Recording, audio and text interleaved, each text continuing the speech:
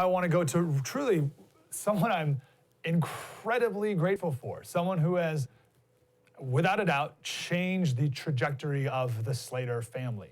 And that is Dr. Meg Meeker. I was gifted her book, Strong Fathers, Strong Daughters, by one of our listeners when Grace, our daughter, was born. So my son Jack, he's a little over 3, and then Grace is almost 2. And I remember talking on the radio about how I have no idea what to do with a girl.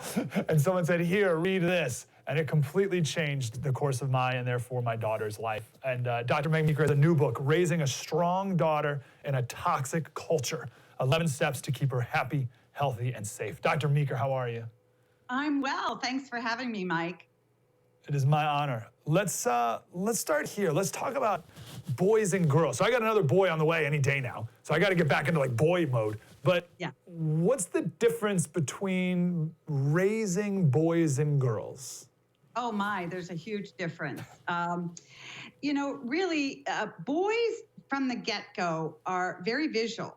And you'll notice that if you set a boy and a girl up and you held a mobile over a boy and you just looked at him with a face, his vision would go right to the mobile.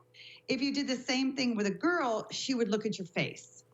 So boys are just attracted to moving things. But boys in general tend to be sometimes a little more independent. They tend to definitely be more physical. My experience is they've been a little more even-keeled mood-wise, even up until puberty, of course. But the relationship between the mother and a daughter and the mother and a son is very different. The same is true with dads and daughters, dads and sons. Very, very different.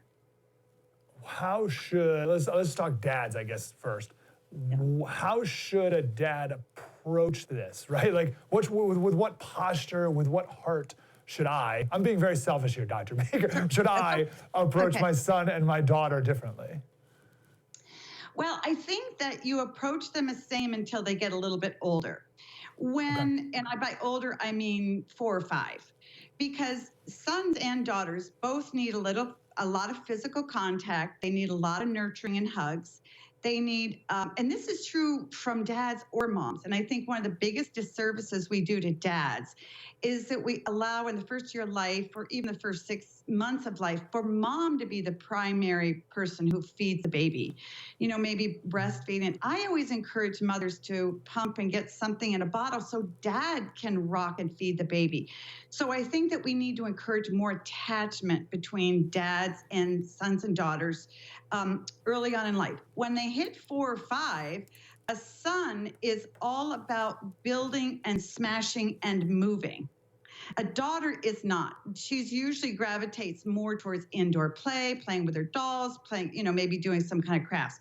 So it's really important with your son to just do physically active things with him and just spend that time with him, because you have to remember, I think if you look at a child's life through their eyes, your young child, 1, 2, 3, or 4, and on, is looking at you, Dad, as a giant who knows everything, is going to protect them, make sure they're okay, and you're stronger than anybody in the world. They don't look towards their mother like that, as much as moms would like to think so.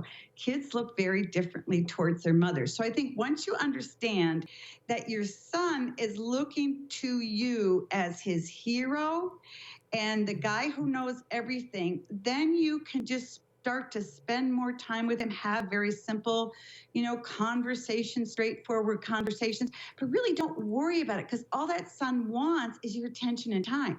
Because if you give him attention and time and you're the hero and you're the smartest guy in the world, life is great.